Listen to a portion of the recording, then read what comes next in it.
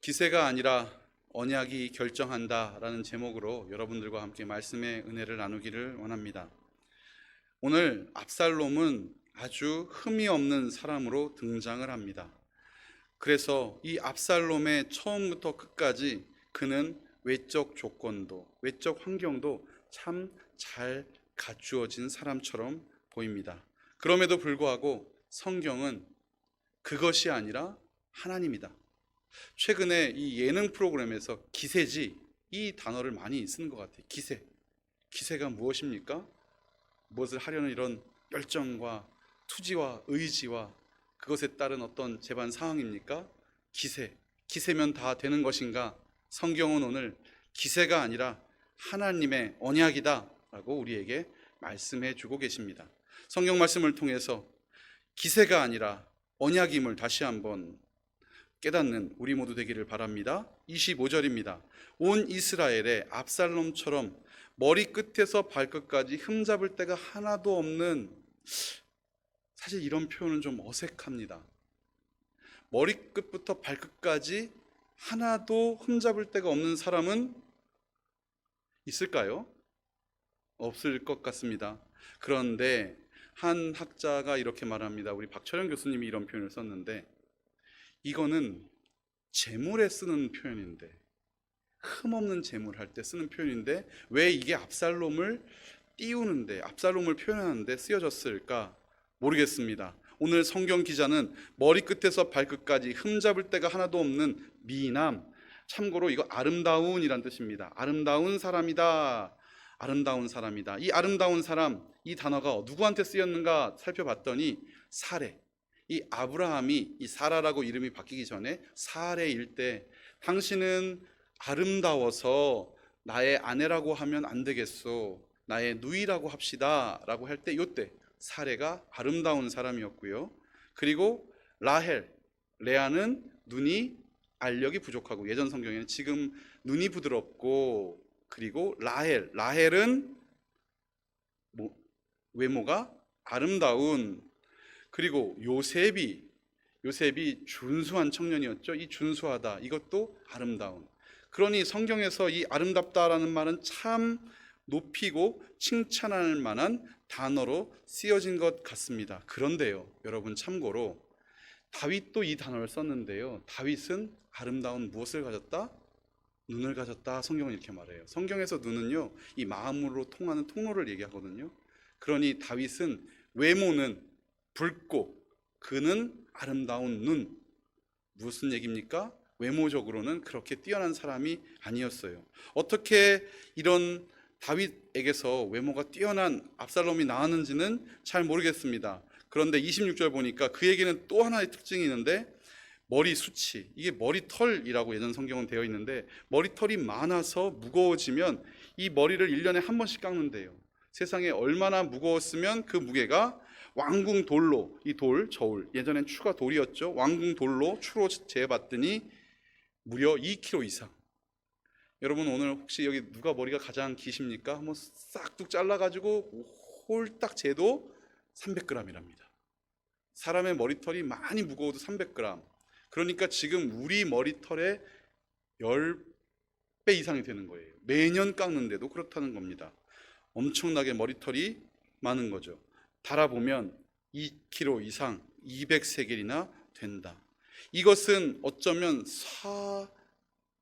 사울과 삼손을 떠올리게 합니다. 사울은 어떤 사람이었죠? 다른 사람보다 어깨 위에 머리가 하나 더 있었던, 이렇게 어깨만큼 높았던. 그리고 삼손은 어떤 사람이었습니까? 그 머리털을 깎지 않아서 이 머리털이 나중에 올무가 됐던 사람. 하여간 이 출중하고 미남이라고 표현된 이 압살롬. 자, 압살롬의 첫 번째, 그는 자랑할 만한 외적 조건을 가지고 있었습니다. 그는 자랑할 만한 외적 조건을 가지고 있었습니다. 그래서 마치 사울처럼, 삼손처럼 왕처럼 보이는 사람이었어요. 저 정도면 장군감이지, 저 정도면 왕이 될 만한 사람이야. 오늘 압살롬은 자랑할 만한 외적 조건을 가지고 있었습니다. 27절, 외적 조건만 그랬는가? 주변 상황도 또 다릅니다. 압살롬에게는 아들 셋과 딸 하나가 있다. 아들 셋과 딸 하나가 있다. 아니, 다복하기까지 했습니다. 넉넉한 가정을 이루고 있었습니다. 더군다나 그 딸의 이름은 다말인데 자기 누이의 이름과 같지요. 이 다말인데 생김새가 아주 아름다웠다. 아까 그 미남이란 단어랑 똑같은 단어예요. 생김새가 아주 예뻤다. 아름다웠다. 28절, 압살롬은 예루살렘으로 돌아와서 몇 해를 지냈어요? 2해를 지냈습니다. 자, 어떤 일이 있었습니까? 암논이 다말을 범한 뒤에 2년이 지났고, 그술 땅에 가서 3년이 지났고, 그리고 다시 그곳에서 돌아와서 2년이 지난 그 시점입니다. 꼬박 2년을 지났는데도 왕의 얼굴을 한 번도 보여주지 않아요. 만나주지 않아요. 왕의 얼굴을 본 지 5년이 돼버렸어요. 자, 그 마음이 어땠을까? 여러분 가끔 그럴 때 있지 않아요? 교수님이나 학교 선생님이나 누가 다 같이 있는데 이렇게 누구만 이렇게 싹 불러가면 괜히 샘나잖아요. 왜 쟤만 불러가지? 괜히 쟤만. 만약에 성도님들 2명, 3분 이렇게 계시는데 집사님 저 좀 잠깐 봬요. 제가 부르면 나머지 분들은 물론 셈은 안 내시겠지만 뭐지? 이렇게 궁금하실 수는 있잖아요.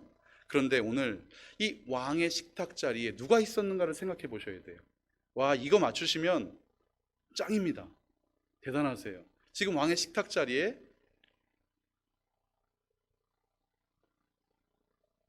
사울의 아들 요나단의 아들 다리를 저는 무비보셋이 있어요. 사실 다윗을 이어서 누가 왕이 될 사람이라고 지금 왕이 될 자인가? 예, 누가 왕이 될 사람입니까? 요압이 지금 죄송합니다. 압살롬이 왕이 되어야 될 사람이에요.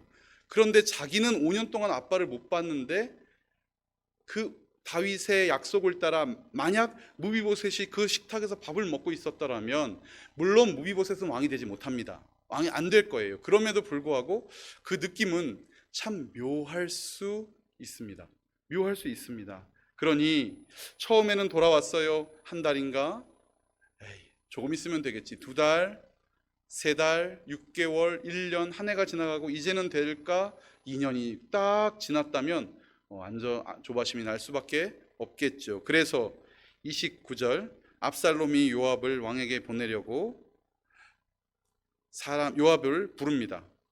요압이 어떤 사람이었습니까? 드고아의 여인을 통해서 자기를 돌아오게 해준 공신 아닙니까? 자기에게는. 그러니 지금 다시 요압을 불러서 내 아버지에게 말하여 나를 뵙게 하라 이렇게 청을 하려니 당연히 요압을 부르겠죠. 몇 번 부릅니까? 2번 부릅니다. 그런데 그가 오지 않습니다. 30절을 보니까 자, 이제 할 수 있는 일이 하나 남았습니다. 뭡니까? 그의 밭에 불을 질러버리는 겁니다. 이거 대단합니다. 누가 이런 일을 함부로 할 수 있겠습니까? 요압 장군의 밭에 불을 지르다니요. 이것은 놀라운 일입니다. 당당한 일이죠. 제가 이 교회에 오려고 하면 새벽 예배 때 이렇게 교회 언덕을 이렇게 넘어오는데 거기 경찰서가 하나 있어요. 파출소가 하나 있죠. 그런데 파출소 순찰차 헤드라이트만 켜져 있어도 제가 아주 조심을 합니다.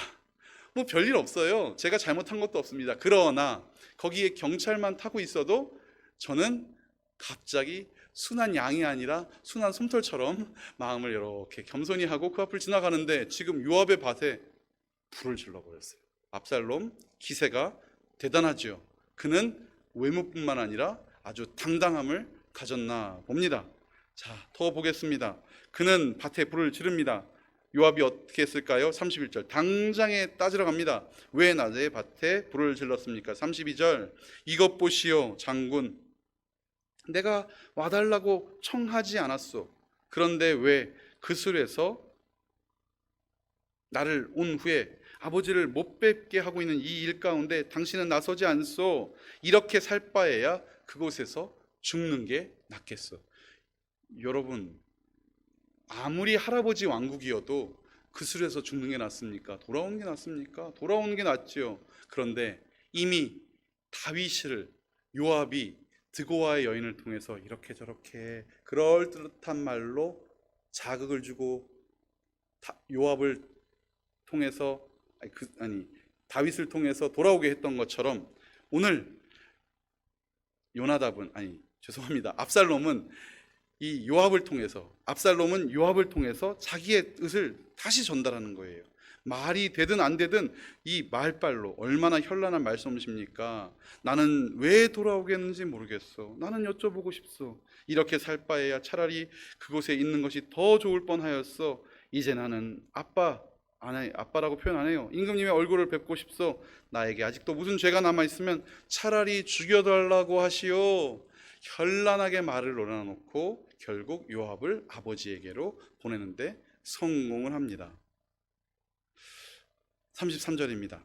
그래서 요압이 왕에게 나가서 이 일을 상세히 말하니 왕이 압살롬을 부릅니다. 그리고 왕 앞에 나아가서 압살롬이 얼굴이 땅에 닿도록 절을 하였고 왕이 압살롬에게 입을 맞추었지만 이것은 형식적인 입맞춤이었을 뿐이었습니다. 자, 압살롬은 머리끝에서 발끝까지 흠잡을 데가 없었습니다. 당당하기 그지없어서 그 기세가 대단해서 요압 장군의 밭에 불도 질를 수 있었습니다. 그리고 아버지에게는 이제는 나아가서 넙죽 절하고 그 입맞춤을 받아내고 말았습니다. 그런데 무엇이 없습니까? 압살롬에게 무엇이 없습니까? 맞습니다. 사무엘상 2장 30절입니다. 사무엘상 2장 30절 우리 같이 읽어볼까요? 시작. 나를 존중히 여기는 자를 내가 존중히 여기고 나를 멸시하는 자를 내가 경멸하리라. 아멘. 여기 나를 존중히 여기다, 이 존중히 여기다가 이게 무겁게 여기다라고 제가 설교했어요. 카바드, 무거운 거예요. 지금 그의 외형도 그의 머리털도 갖추어진 조건들도 꽉 차 있는 것 같습니다. 무거운 머리털, 그리고 많은 자녀들, 그리고 요압에게 함부로 불을 지를 수 있는 기세까지. 그럼에도 불구하고 누구를 향한? 하나님을 향한 존중함은 없는 것입니다. 오히려 하나님을 멸시하고 있는 것이죠. 왜냐하면 자신의 죄와 자신의 잘못들, 정말 죄가 없었습니까? 아니, 형을 죽이고 정말 죄가 없는 것입니까? 내가 죄가 있다면 차라리 나를 죽여주시오 할, 이렇게 당당히 말할 수 있는 것입니까? 하나님이 기준이 되지 않으니까, 주의 말씀이 내 마음 가운데 없으니까, 그러니까 외형적으로는 가득 찬 사람 같아도 속은 속빈 강정이 되어 있는 이 압살롬의 모습입니다. 15장 1절입니다. 압살롬은 이제 그것뿐만 아니라 자기가 탈 수레와 여러 필의 말을 마련하기 시작합니다. 여기 수레가 아니라 병거라고 생각을 하셔야 됩니다. 수레 그러면 그 말달구지도 수레잖아요. 그렇게 보시면 안 되고요. 철병거라고 생각하시는 것이 훨씬 맞습니다. 무엇을 준비합니까? 병거를 준비합니다. 은금마라, 은과 금, 많은 마병, 그리고 아내를 많이 두지 말아라. 그래서 다윗은 이것을 두지 않았어요. 그런데 그의 다음 왕자들에게는 노새가 있었다고 제가 말씀드렸잖아요. 수입품 노새. 그런데 이제 압살롬은 무엇을 준비합니까? 자기가 탈 병거와 여러 필의 말, 그리고 호위병도, 이 가드들도 50명이나 준비를 하고, 누구를 위해서? 자기를 위하여, 스스로 왕이 되려고 이것들을 준비를 합니다. 두 번째, 갖춰져 가는 외적 환경. 자랑할 만한 외적 조건을 가졌던, 마치 왕처럼 보이던 압살롬은 이제 외적 환경도 갖춰가기 시작합니다. 마치 왕처럼 행세를 시작하죠. 그것이 2절에 나옵니다. 어떻게 합니까? 압살롬은 아침마다 일찍 일어나서 성문으로 들어오는 길가에 섭니다. 성문은요, 지금 남대문 동대문처럼 개선문처럼 그렇게 문짝이 있는 게 아니고요, 이쪽에 돌, 이쪽에 돌, 그래서 가운데로 통로가 나서요, 이곳에서 사람이 들고 나는 정도의 역할을 하는 것이 성문 정도거든요. 그런데 이 성문에서 예전에 룻기를 보면 어땠습니까? 보아스가 장로들에게 찾아가서 이 성문에서 질의하고 문답하고 있잖아요. 오늘 똑같은 일입니다. 압살롬이 그곳에 일찍 나가는 겁니다. 그래서 그곳에서 일찍 나가 무엇을 하냐면 송사를 들어주는 거예요. 저들의 소송거리를 듣는 거예요. 몇 년 동안이요? 4년 동안 꾸준히, 나중에 보면 4년을 합니다. 판결을 받으려고 왕을 찾아오는 사람들이 있으면 압살롬은 그를 불러서 친근히 말합니다.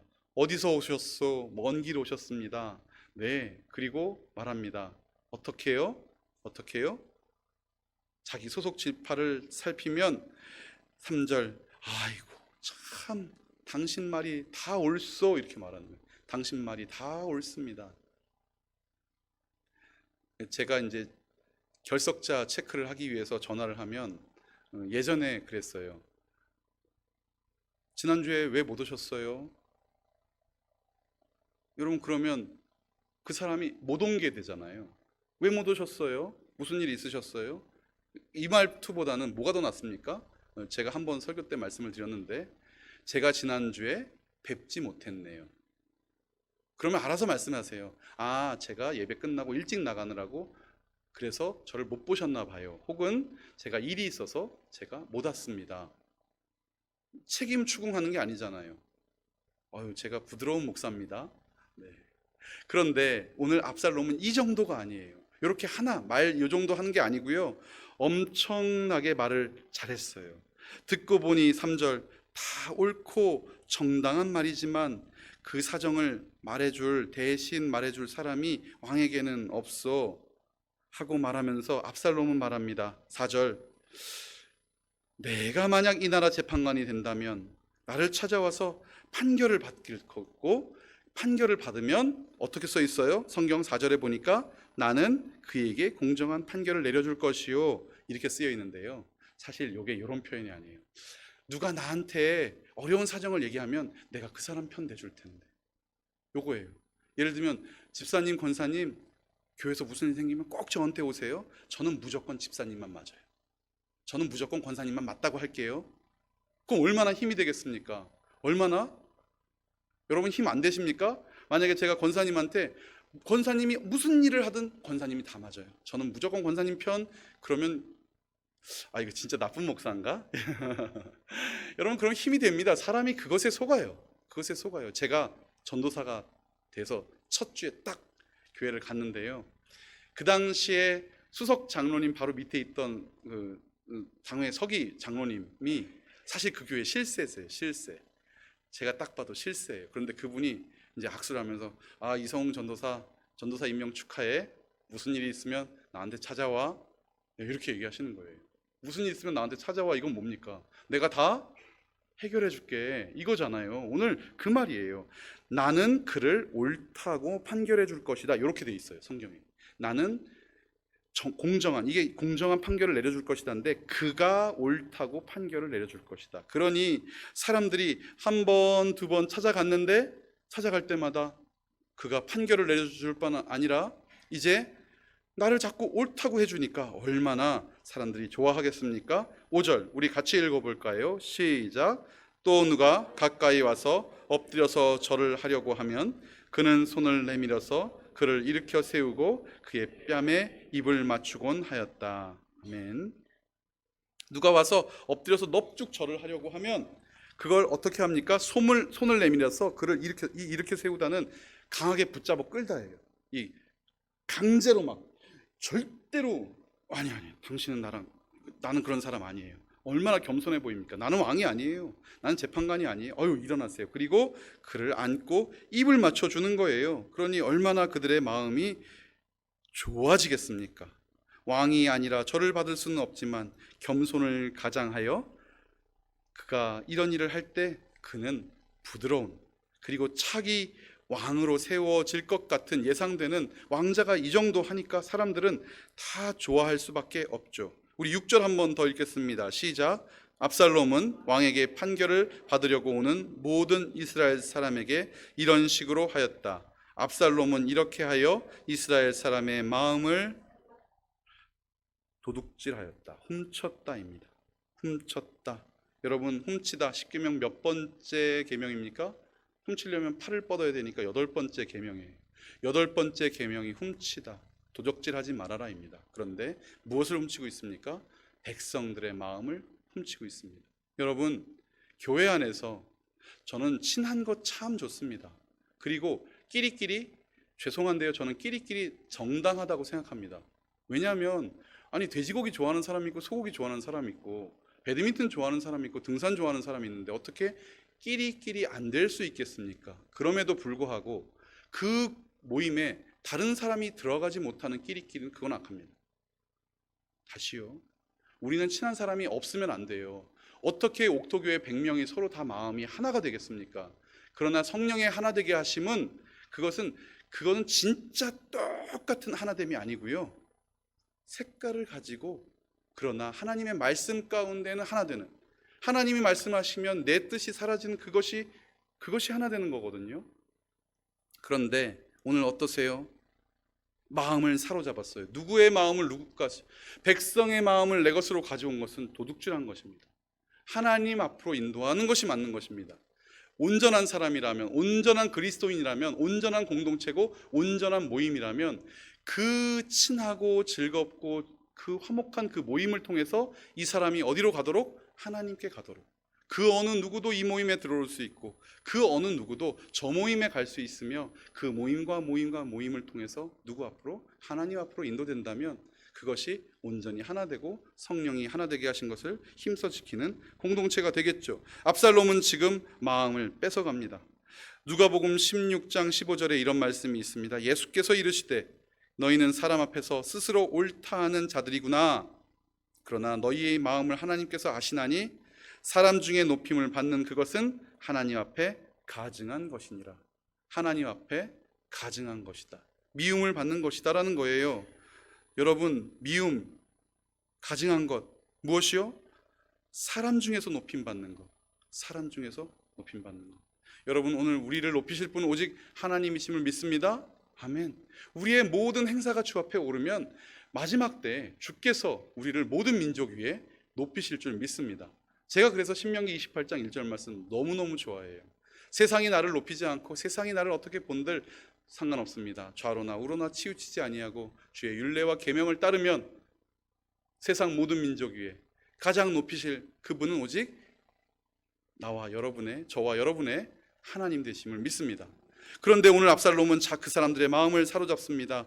꾹뻑 절합니다. 그의 뺨에 입을 맞춥니다. 그리고 그의 외모와 그의 기세로 사람들에게 다가갑니다. 7절 이렇게 4해가 지났을 때 참 오래도 했지요. 압살롬이 이제 때가 됐다 생각하여 왕에게 아뢰입니다. 제가 주께 서원한 것이 있으니 헤브론으로 내려가서 저의 서원을 이루게 하여 주십시오. 서원한 것, 여러분 신명기에 보면 서원은 바로 갚아야 되는 것입니다. 길게 끌 일이 아닙니다. 그런데 어떻게 해요? 지금 온 지 몇 년 됐어요. 2년 됐고 4년 됐어. 그래서 6년 됐어요. 그런데 6년이 지나자 8절 서원의 내용이 무엇입니까? 내가 그술에 있을 때 주님께서 저를 다시 예루살렘으로 돌려보내주시면 제가 헤브론으로 가서 예배가 아니고요, 제사도 아닙니다, 섬기겠다고 서원하였습니다. 제가 헤브론에 가서 섬기겠습니다라고 서원하였는데, 그렇죠, 예배를 지금 이스라엘의 예배의 초소가 여러 곳에 있는데 굳이 헤브론까지 서원을 하고 만 것인데, 여러분 이게 진짜일까요? 진짜 이런 서원을 했을까요? 알 수가 없습니다. 이런 서원을 했다면 여러분 여기가 이제 바다예요. 여기가 바다예요. 여기 이탈리아고 여기가 이스라엘.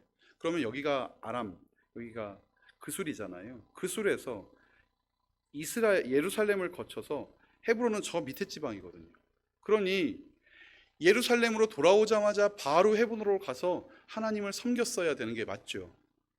근데 오늘 6년이 지나도록 가지 않아 놓고 그는 지금 헤브론으로 제가 가겠다. 그런데 다윗이 그 약속을 지키지 말아라 할 수도 없으니 8절 다윗은 그를 9절 평안히 다녀오라고 보내줍니다. 압살롬은 곧바로 헤브론으로 가는데 어떻게 갑니까?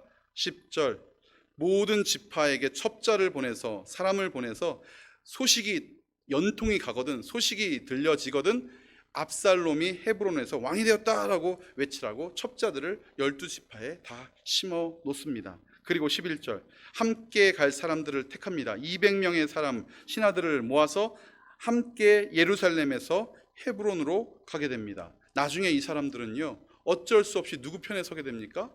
압살롬 편에 설 수밖에 없는 사람들이 돼요. 왜냐하면 갑자기 다윗을 따라가겠다고 하면 그 자리에서 죽을 수도 있는 것 아니겠습니까?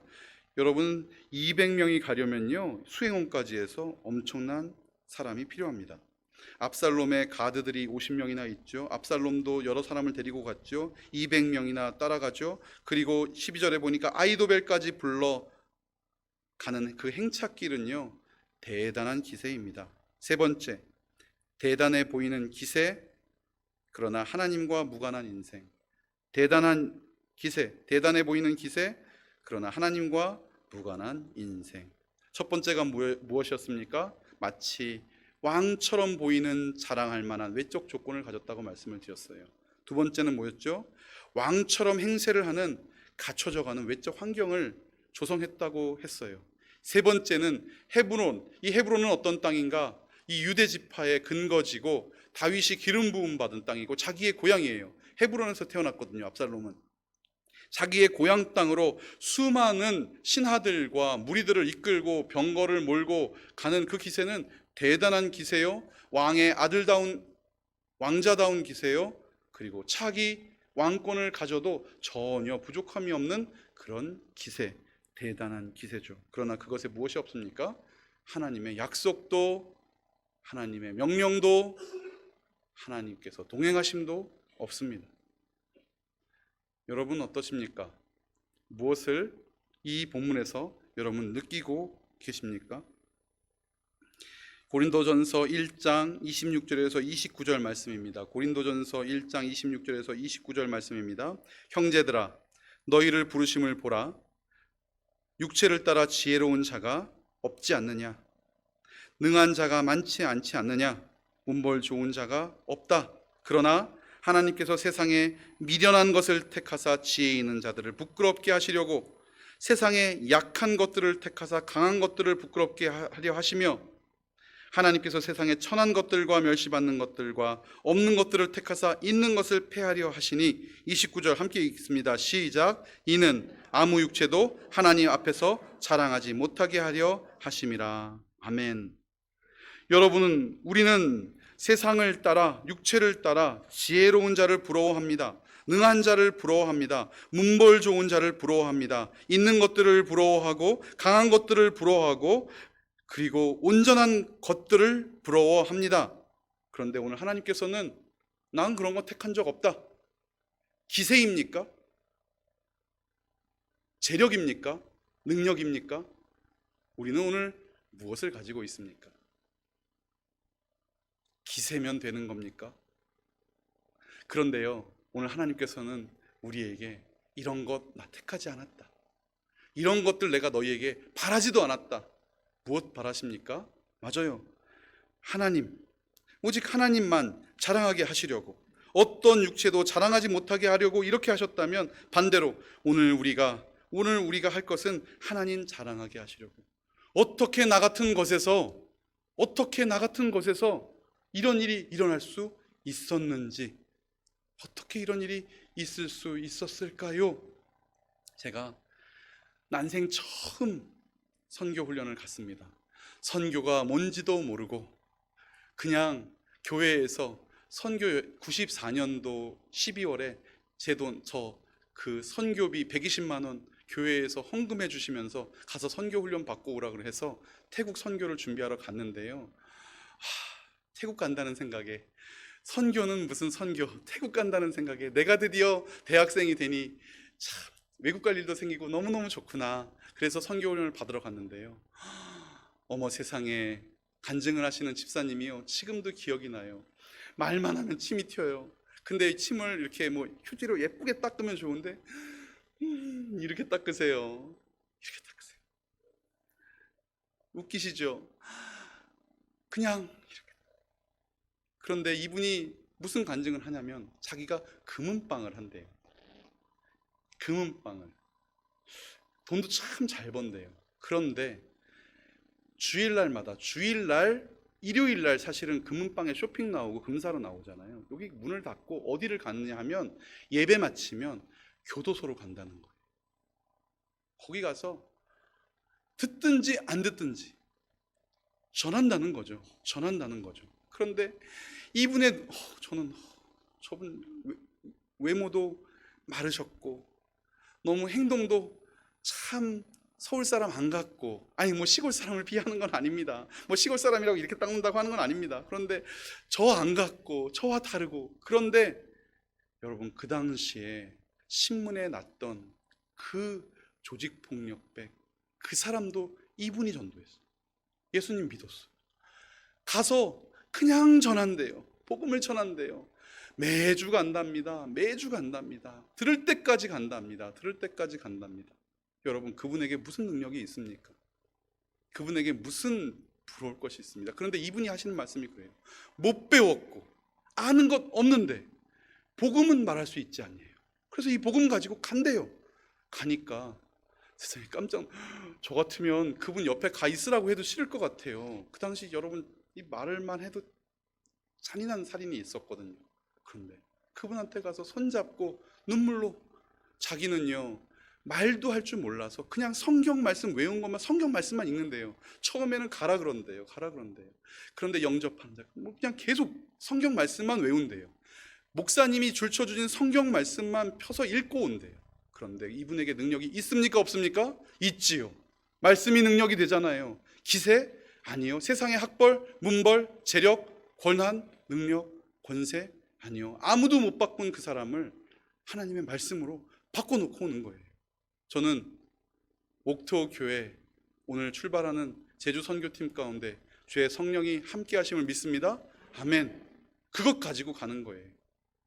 우리의 화려한 말솜씨, 우리의 어쩌면 가진 외모, 가지고 간 선물 다 좋습니다. 그러나 자랑할 만한 것 없고 갖춰진 것 없더라도 주께서 말씀하셔서 명령하셔서 영광을 받으시는 만유의 주여, 우리가 명령을 따르리이다. 오늘 찬송하셨잖아요. 영광을 받으신 만유의 주여, 우리가 명령을 따르리이다. 베푸신 은혜를 감사하며 진실한 마음으로 주를 섬기는 마음으로 가는 겁니다. 이것이 기세고, 이것이 능력이고, 이것이 역사의 원동력이죠. 오늘 압살롬은 대단한 기세를 가지고 갑니다. 헤브론으로 갑니다. 그리고 모여있던 사람들은 점점 더 많아집니다. 오늘 12절 마지막 절 보니까 압살롬을 따르는 백성들도 점점 더 많아졌더라. 아니요. 그러나 나중에 보십시오. 결국 하나님의 뜻과 주님의 통치, 주님의 약속이 이루어짐을 우리는 믿게 됩니다.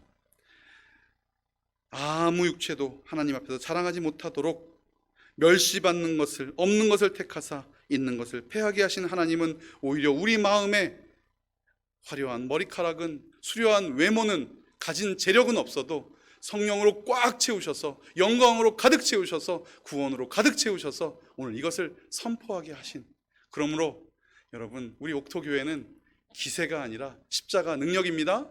아멘. 우리 옥토교회는 크기가 아니라 주께서 온전히 주신 사명입니다. 주께서 주신 영광은 세상의 모든 것과 비교할 수 없는 것이죠. 말씀을 맺도록 하겠습니다. 저는 때로는 하나님께 그런 기도를 드립니다. 하나님, 잘하는 사람 많은데 왜 굳이 저를? 하나님, 키도 크고 날씬하고 찬양도 잘하고 훤칠한 사람도 많은데 왜 굳이 저를? 저는 제 잘하는 것 하고 싶은데 왜 저를? 여러분은 그런 생각 안 하셨습니까? 왜 나를? 목자의 자리에, 교사의 자리에, 그리스도의 자리에. 그런데 하나님은 우리에게 말씀하십니다. 아니, 내가 너에게 주는 그 은혜가 족하다 말씀하십니다. 오늘 그 족한 은혜가 우리를 통해서 이 땅 가운데 넘침을 우리가 믿는다면 하늘의 별처럼 빛나는 공동체임을 우리는 확실할 수 있는 것이죠. 기세가 아니라 언약입니다. 세상 모든 제반 조건이 아니라 오직 하나님의 약속입니다. 그러므로 이 약속 가운데 오늘도 주신 은혜, 주신 영광 따라 살기로 다짐하는 여러분 되시기를 주의 이름으로 축원합니다. 기도하겠습니다. 하나님 아버지, 감사합니다. 연약한 자를, 못난 자들을, 아니 부족하고 참으로 죄 많은 우리들을 불러 주의 귀한 역사와 주의 귀한 사역 가운데 세워주시니 감사합니다. 사랑의 하나님 아버지, 온전히 주를 따르는 자가 되게 하여 주시옵소서. 세상 바라보지 아니하고 온전히 주만 바라보는 우리가 되게 하실 때에 주께서 이미 주신 그 영광을 따라 만유의 주, 만유의 주가 되신 주님을 선포하고 찬양하는 우리 공동체 꼭 되게 하여 주시옵소서. 예수님 이름으로 기도합니다. 아멘.